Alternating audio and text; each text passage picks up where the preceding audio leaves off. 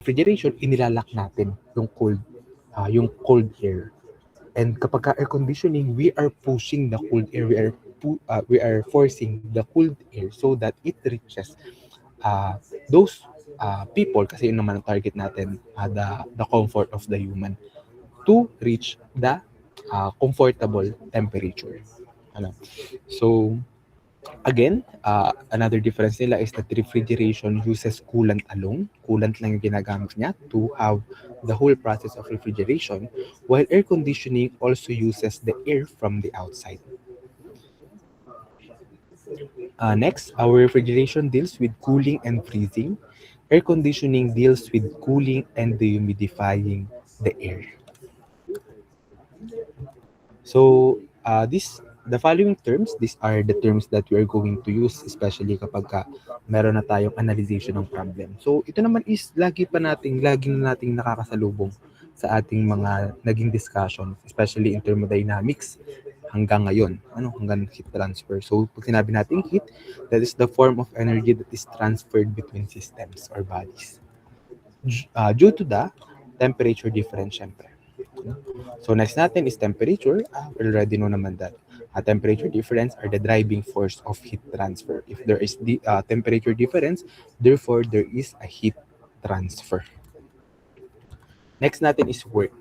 Yung work natin, it refers to the energy supplied to operate the refrigeration system. In most refrigeration system, work is provided in the form of electrical energy. So, kasi yung electrical energy, yan yung magdadrive sa compressor natin, enabling the heat transfer against the natural direction of our heat flow. Okay, so next natin is refrigeration cycle. Basta pag sinabi lang natin refrigeration cycle, syempre, that is the cycle wherein na nangyayari yung ating process of refrigeration. So, it allows the continuous heat removal from the low temperature region and heat rejection to the high temperature region. So ito, another term, pag nakikita natin sa mga problems, pag sinabing low temperature and high temperature reservoir. So pag sinabi nating low temperature reservoir, this is the space or substance from which the heat is removed. So dito, ito yung refrigerated area, yung ating low temperature reservoir. Yung high temperature naman, that is the surrounding environment, kung saan doon natin nire-reject yung ating heat na nakolekta doon sa ating low temperature reservoir. So this reservoir define the operating limits of the refrigerating system. So yan yung ating, pag sinabi yan sa problem, ibig sabihin yan yung operating limit natin. Yung low temperature, syempre that is the lowest temperature that we need to reach, and then the high temperature, that is the highest temperature of the operation. Okay, so next term natin is the coefficient of performance or yung COP natin. So the coefficient of performance is a measure of the effectiveness of a refrigeration system. So pag sinabi nating COP sa refrigeration, ito is yung parang efficiency. Parang ito yung efficiency natin nung mga Rankine cycle natin, nung ating combustion, that is the efficiency. But then, so another definition pa, it is defined as the ratio of the desired cooling effect to the work input required to achieve it. So unlike yung ating thermal efficiency, COP can be greater than 1. So yun yung kaibahan niyan. Since, di ba, nire-reverse natin yung process nung mga nauna nating ginagawa. So, syempre, magkakaroon ng apekto yan that is greater than 1. And that will, i-discuss naman natin kung ano yung interpretation nung mga values na makukuha natin sa ating coefficient of performance. Okay, so next natin is the tons of refrigeration, yung TOR. That is a unit used to express the capacity of the refrigeration system. So it represents the rate of heat removal required to freeze 1 ton of water at 0 degrees Celsius into ice at 0 degrees Celsius within 24 hours. So ito yung pinaka-capacity ng ating refrigeration system. Kaya lagi natin makakasalubong yung term natin na TOR, or that is the tons of refrigeration, or yung ating COP naman, or coefficient of performance. So importante din to yung ating sensible and latent heat. Pag sinabi natin sensible heat, It refers to the heat transfer that result in change in temperature without a phase change. Ano? So, kung mapapansin natin, kung makikita natin, ano ba example ng sensible heat natin? For example, nagpainit tayo ng tubig. Okay, uminit yung tubig. Nagkaroon ng increase sa temperature. Pero liquid pa din naman yung tubig natin. Hindi naman siya naging vapor kasi uminit lang. So, that is the sensible heat. Ibig sabihin, we apply sensible heat. Paano naman pag sinabi nating latent heat? Pag sinabi naman nating latent heat, it refers to the heat transfer associated with phase change at constant temperature. So, meaning, kapag ka latent heat, for example, nagpainit nga tayo ng tubig and then naging vapor. So, latent heat na yon kasi from liquid, naging gas yung ating working fluid. No? So, that is the difference ng sensible heat natin at ng ating latent heat. So, both types of heat is important in refrigeration load calculations. Okay, so let's proceed naman with our refrigeration system components. Sige nga, I think nakita na naman tayong lahat ng ref. Ano? Nagkita na naman tayong lahat ng ref sa bahay or kung saan man. So ano kaya yung ating mga components ng ref? Ano yung nakikita nyo na important parts ng ref kaya? Sige, try nga. Areta. Ano yung nakikita nyong parts ng ref? Hello po, sir. Present po. Sa refrigeration po, meron po, sir, na compressor. Okay, so nakikita nyo naman yung compressor ng mga ref nyo. Sige, class, nakikita nyo naman. Okay, so nasa baba yun, di ba? Yung ng ating refrigerator. So let's discuss that one by one. So ano ba yung ating mga components ng refrigeration system? So basically we have 5. So that is 4. Sinama ko lang din yung refrigerant. So ano yung basic component ng refrigeration system? So we have the evaporator, meron tayong compressor, condenser, expansion valve, and syempre yung refrigerant, which is our working fluid. So isa-isahin natin itong ating mga component na ito. So importante ito kasi knowing, dapat alam natin yung mga components bago tayo mag-analyze ng mga problem. So unahin natin yung compressor natin. So yung compressor natin, it is the component responsible for supplying energy to the refrigeration system. Its primary function is to circulate the refrigerant throughout the system by increasing its pressure and temperature. So ano ba yung in practical terms, compressor enables the refrigerant to move continuously through the system and reach a temperature high enough to reject the heat of the surrounding. Yung ating compressor is often referred to as the heart of refrigeration system because system operation depends on it. So ito yung pinaka-importanting parte ng ating refrigeration system. So nakikita yung mga ganito sa ilalim ng ref, no? So yan yung tinatawag nating compressor. So syempre, we have different types of compressor na ginagamit sa refrigeration system. So bakit importante na alam natin yung different types na yan? Kasi different type of compressor has their own application. Kaya dapat alam natin yung pagkakaiba ng mga yan. So, kung makikita nyo, may mga description naman dito. Pag we have reciprocating rotary scroll, rotary vane, centrifugal, and rotary screw. So, reciprocating, sabi nga dyan, that is low installation cost. Low maintenance cost, small footprint. Rotary scroll, low noise level. Low installation cost, small footprint. So, rotary vane, low noise level, small footprint. Centrifugal, compressor efficiency at full load. Low maintenance cost, small footprint. So, rotary screw, compressor efficiency, and low noise level. So, iisa-isahin natin itong mga to. Para makita natin ano ba yung kanilang working principle. Saan ba ginagamit? At ano yung parts or pinaka-function ng bawat they have the same function. Pero iba't iba lang sila ng way on how to compress our refrigerant. So, sige, umpisahan natin with our reciprocating compressor. So, pag sinabi natin reciprocating compressor, it uses piston. like an engine.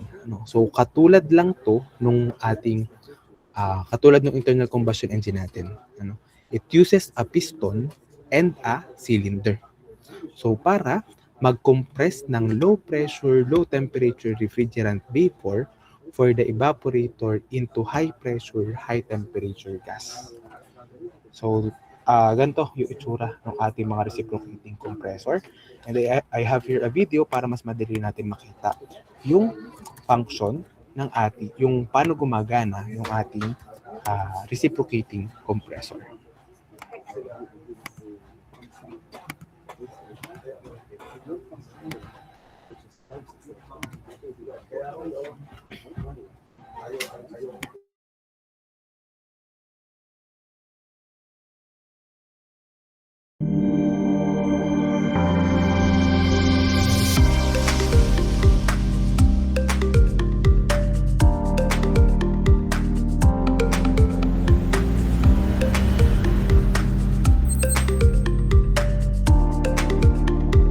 Let's take a deeper dive into the reciprocating compressor. Our journey begins with the cylinder, the compressor's heart, where the refrigerant is compressed. Next is the piston, the workhorse that creates the pressure for the compressor to operate effectively. Driving the piston's movement is the crankshaft. Its rotation converts into linear motion, driving the back and forth action of the piston. The connecting rods act as the link between the crankshaft and the piston. It transfers the rotational motion of the crankshaft into the linear motion of the piston. And the spring keeps the entire system safe from potential damage and noise caused by vibrations during operation. Within the cylinder, as the piston retreats, it creates a low-pressure area. Responding to this pressure difference, the suction valve opens, allowing the refrigerant to flow into it. The piston then compresses the refrigerant, raising it up to a high pressure and temperature. As the refrigerant compresses, the suction valve closes. This prevents the compressed refrigerant from flowing back into the intake. Once the refrigerant reaches the desired pressure, the discharge valve opens, heading to the condenser where it releases the heat. And just like that, the cycle repeats. This efficient rhythmic process delivers a consistent flow of high-pressure gas.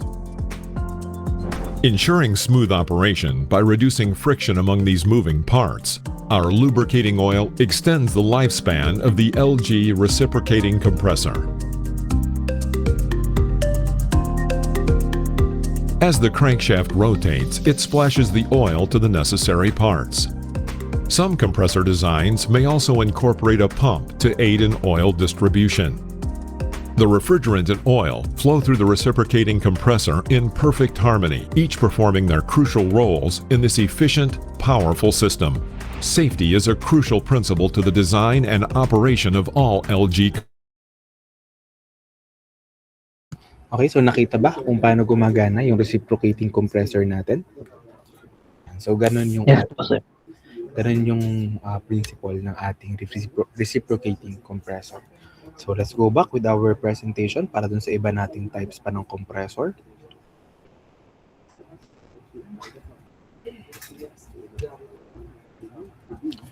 So ang next nating type is the rotary scroll compressor. So, ano ba pag sinabi naman nating rotary scroll? So, in refrigeration system, it uses two interlocking spiral scroll, one fixed and one orbiting. So, it continuously compresses the refrigerant before offering high efficiency, quiet operation, and reliability by trapping and reducing the volume of the gas as it moves towards the center, making them a popular for HVAC and chillers. So, kung kanina sa reciprocating natin, meron tayong piston at saka cylinder. Yung rotary scroll naman natin, meron tayong dalawang spiral scroll. So para mas madali natin ma-visualize paano siya gumagana, I have here a video.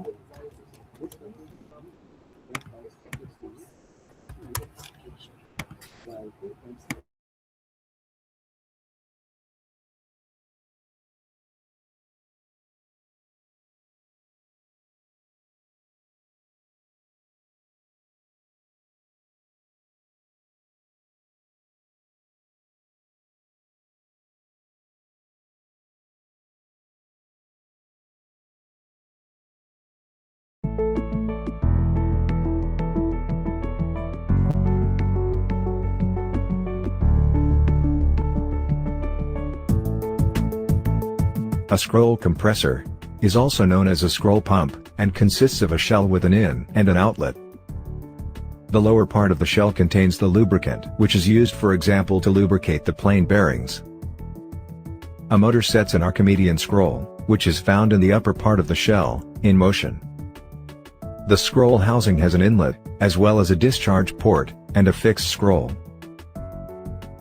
Here, the scroll housing is made transparent. The scroll housing has a base plate. The fixed scroll is attached to the underside of this base plate.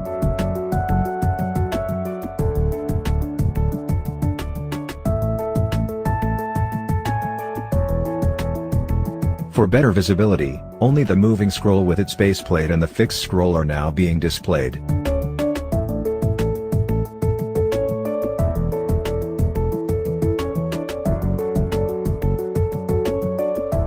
The gas is absorbed in the forming chambers, and transported to the center of the scroll set.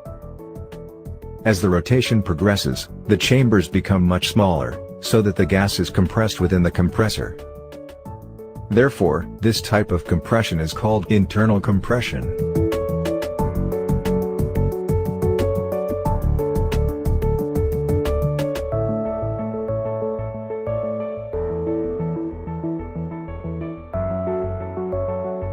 In the middle of the scroll housing, which is shown here in green, is a discharge port, through which the compressed gas can escape. Normally, there is also a check valve.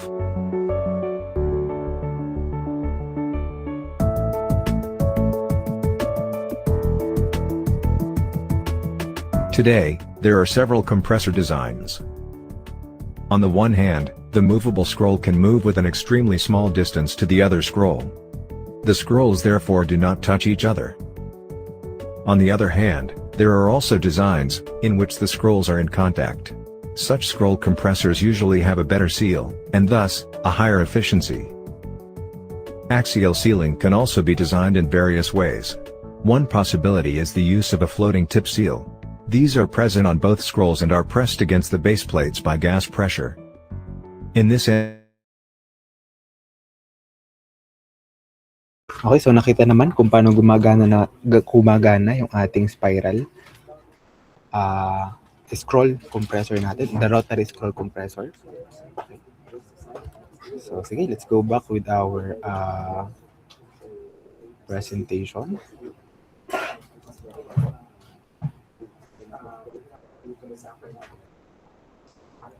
And so next natin is the rotary vane naman. So ano naman yung rotary vane compressor natin? So it uses an eccentrically mounted rotor with sliding vanes inside a cylinder to compress refrigerant gas natin. As the rotor spin, yung vane natin move in and out, creating chambers that expand and draw the gas. So ganito naman yung process niya. So mas madali natin siya maintindihan kung may video. So open ko lang tong video.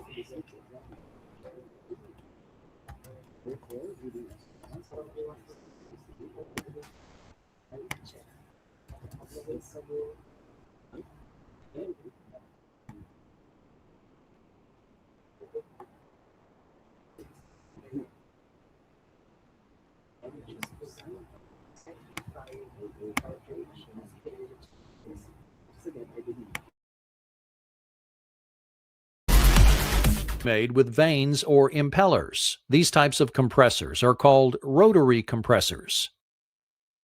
Rotary compressors typically consist of a cylindrical housing with adjustable rotary vanes, an inlet, and an outlet. The vanes are on an off-center drive shaft. As the shaft rotates, the vanes slide in and out to maintain contact with the cylindrical compressor wall. As they do, they create chambers within the cylinder of varying sizes. Air enters at the largest chamber. As the vanes rotate, they retract, causing the chamber to get smaller and compress the air. Air exits at the smallest chamber. Rotary compressors are typically free of the vibration and pulsation that occurs with reciprocating compressors.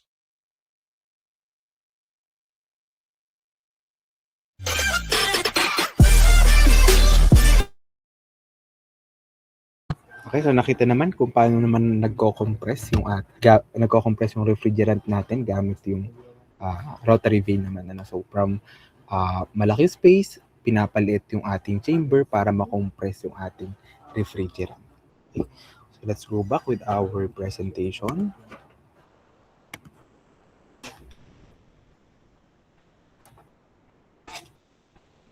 So ang next natin, ito namang natitirang dalawa, ang application niya talaga is for large scale, pang industrial na talaga yung ating application. So we have here the centrifugal compressor.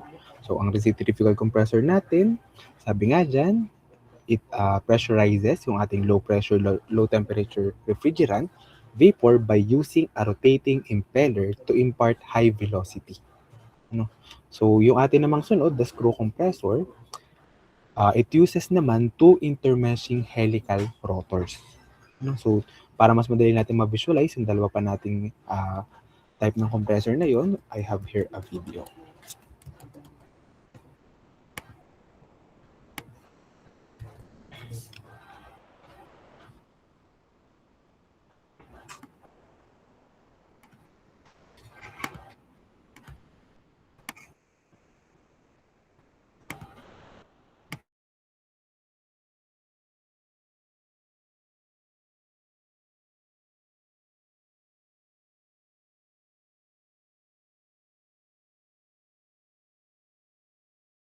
Compressor. The screw compressor, which uses two interlocking helical rotors to compress the refrigerant. This design ensures smooth, continuous operation and high efficiency. Screw compressors are commonly used in medium to large cooling systems, such as industrial chillers, due to their reliability and ability to handle significant loads. Centrifugal compressor. Unlike the previous types, this compressor uses centrifugal force to compress the refrigerant. A rotating impeller accelerates the refrigerant gas and pushes it through a diffuser to increase pressure. Centrifugal compressors are typically used in large-scale cooling applications, like chillers for commercial buildings. To recap, we discussed the 5 main types of compressors in HVAC systems: reciprocating, scroll, rotary, centrifugal, and screw compressors. Each type has unique characteristics and is suited for specific applications. In our upcoming Okay, so nakita naman yung ating types ng compressors. So we have 5 na na-discuss. So bakit importante na alam natin yun? Kasi sabi ko nga sa inyo, you are going to design a refrigeration system. That's why very important na you know each type ng ating mga components natin.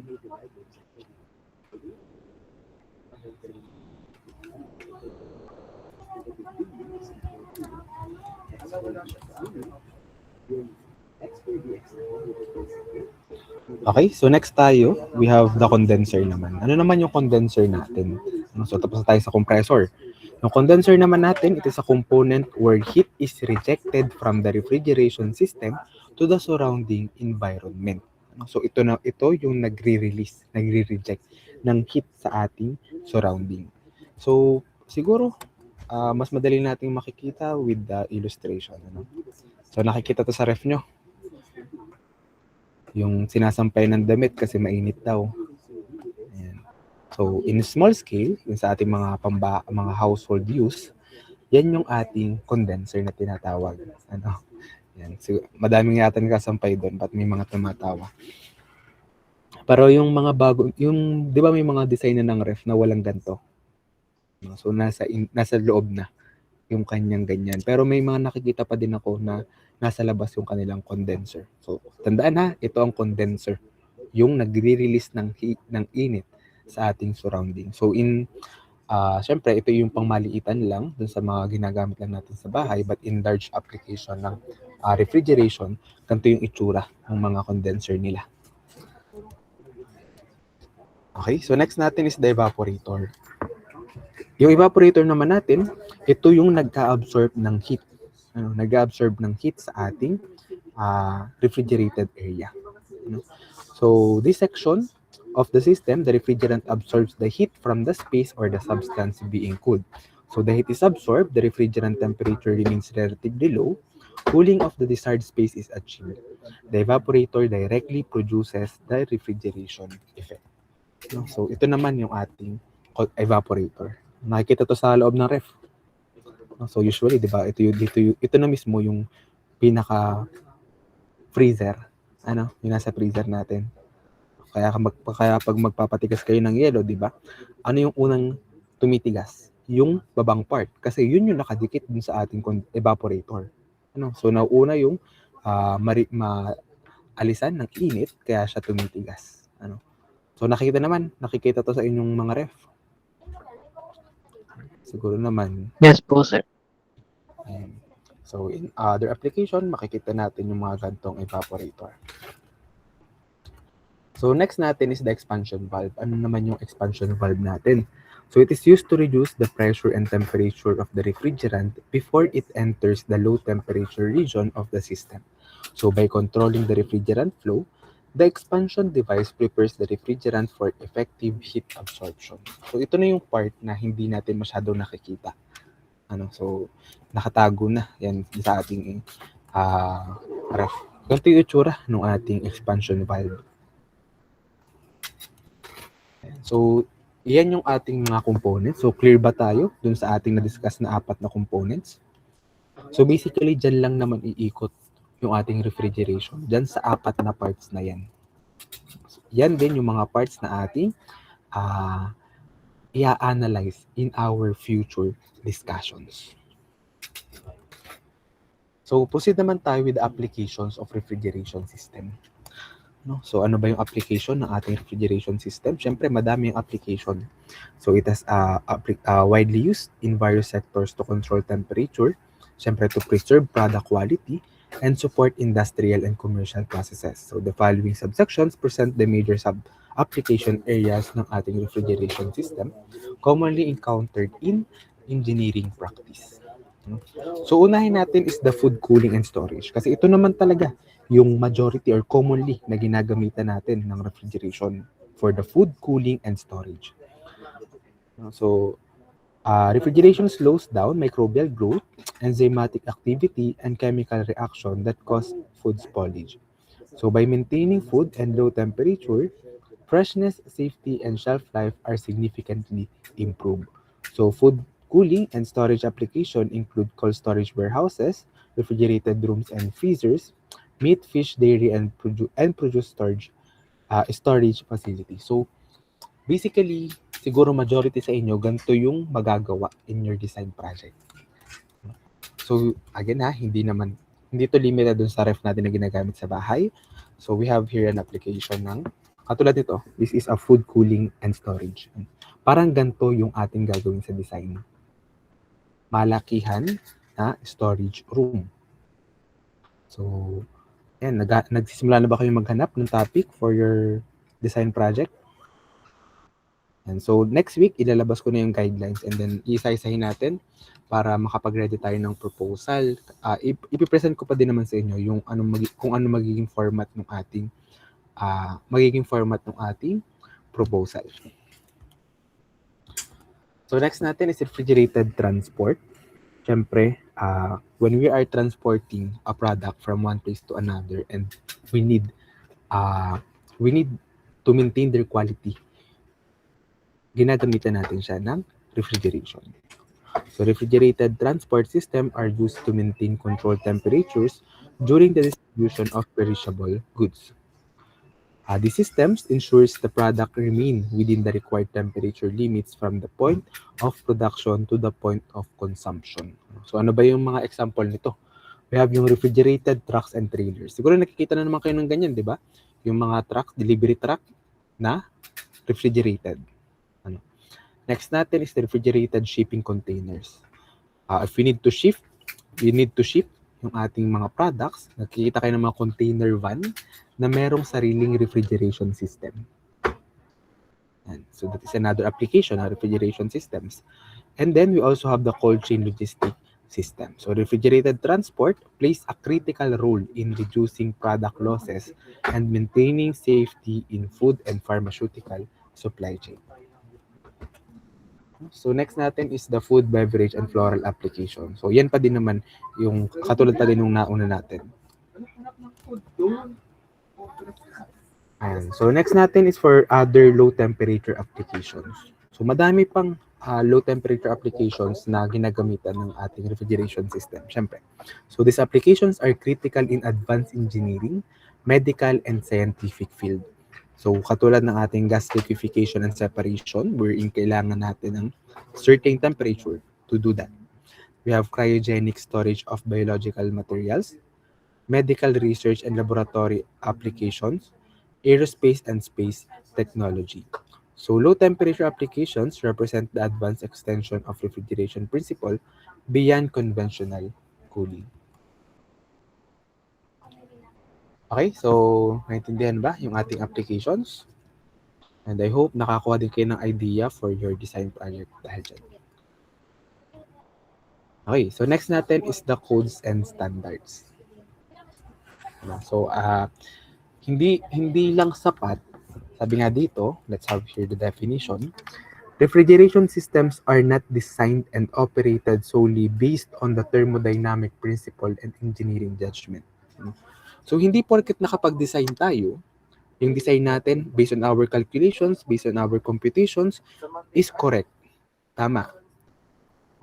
Pero, hindi naman yun ang basehan natin. Hindi lang dahil theoretically tama yung ating computations. Those design should also comply sa ating codes and standards. Sabi nga dito, they must also comply with established codes and standards to ensure safety, reliability, energy efficiency, and environmental protection. So these codes and standards provide uniform technical guidelines that govern the design, installation, operation, and maintenance of refrigeration systems. So sa inyong design project, syempre hahanapin ko yan. Gumamit ba kayo ng codes and standards or basta lang kayo nag-design? Kasi we are training you to be ready kapag or in case man, dapat alam nyo to kasi syempre kapag napili nyo yung profession on HVAC. So karamihan naman din. So madami ako kilala that mechanical engineers na ang pinuntahan is the HVAC field. So magagamit nyo talaga yung ating refrigeration dyan and dapat alam din natin kung paano gumamit ng codes and standards.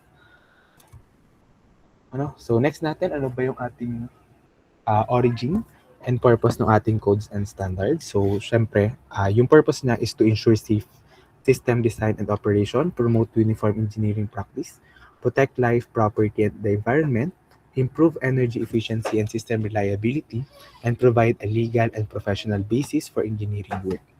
So in mechanical engineering, compliance with codes and standards is a professional responsibility.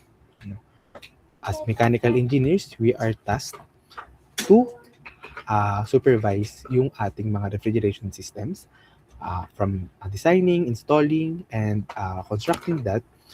So, hindi lang siya option. That is a responsibility natin na sumunod sa codes and standards. So, ano ba yung ating mga codes and standard na gagamitin?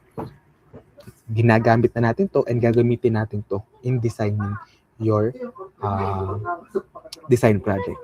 So, umpisa natin with the international codes. We have the ASHRAE. So, this is commonly used. Di ba, meron nga tayong ASHRAE dito sa BSU, the student organization. So, yun. ASHRAE stands for the American Society of Heating, Refrigerating, and Air Conditioning Engineers. So, they develop codes and standards in refrigeration systems. ASHRAE is one of the most influential organizations in refrigeration and HVAC engineering.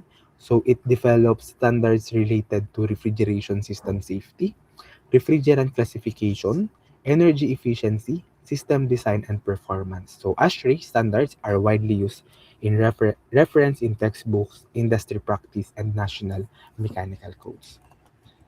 Another code and standard natin is the ISO or the International Organization for Standardization.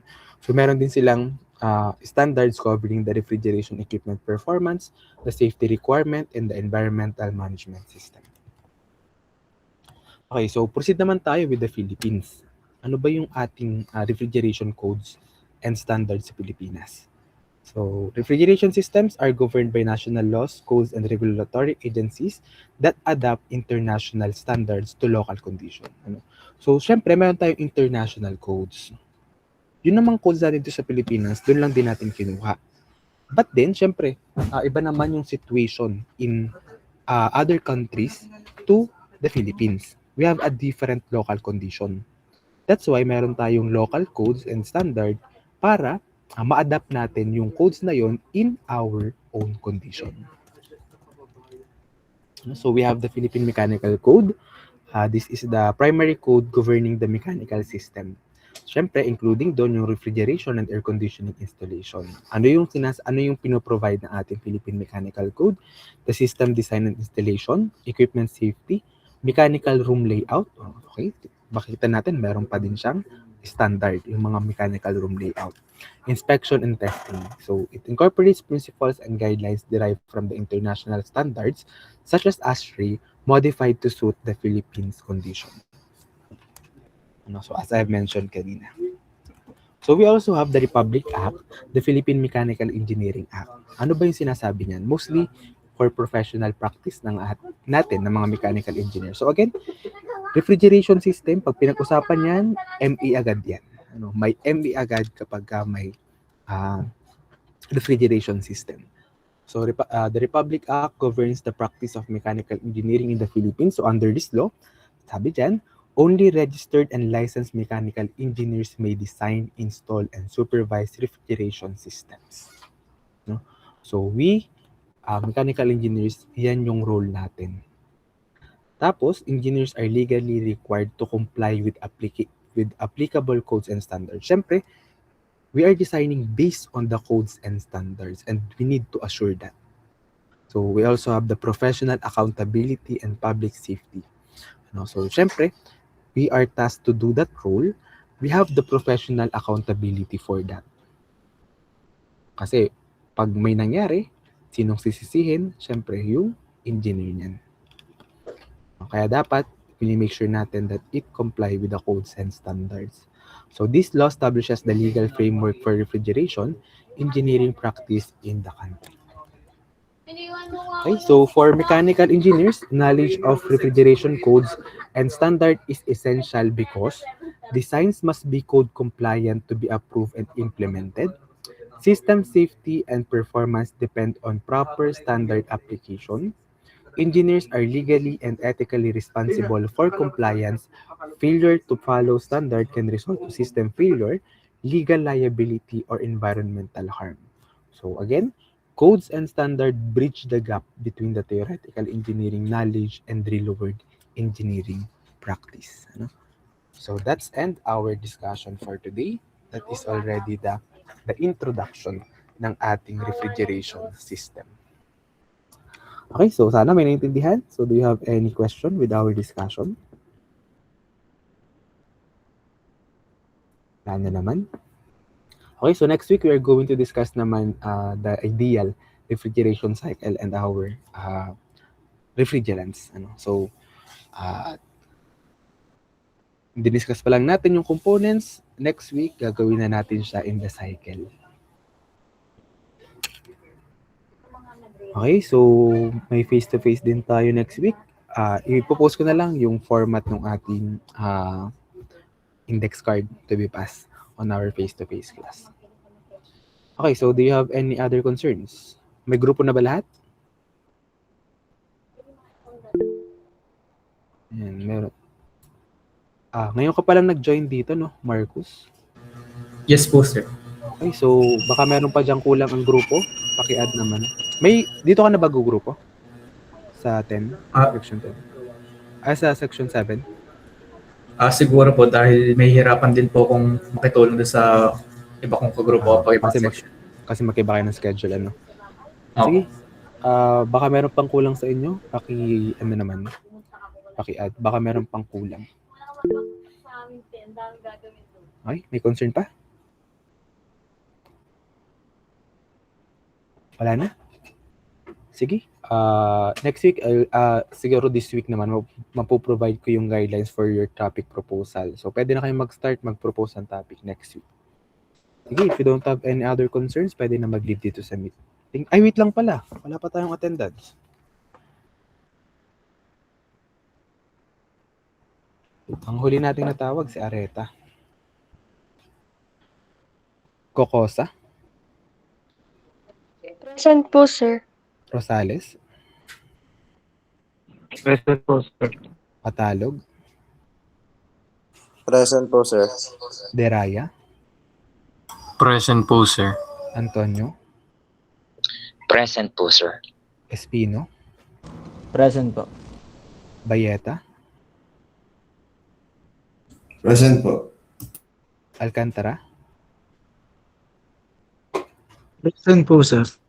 Hernandez, Present po, sir. Quiros, Present po. National, Robert Daniel, Present po, sir. Present po, sir. Magbuo,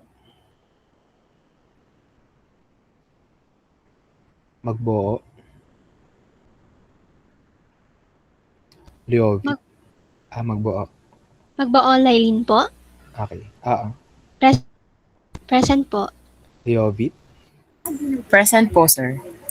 Uno, Present po, sir. Martinez, Present po, sir. Espares, Present po. Mercado, Present po, sir. Garcia, Present po. Cortez, Present po, sir. Borbe,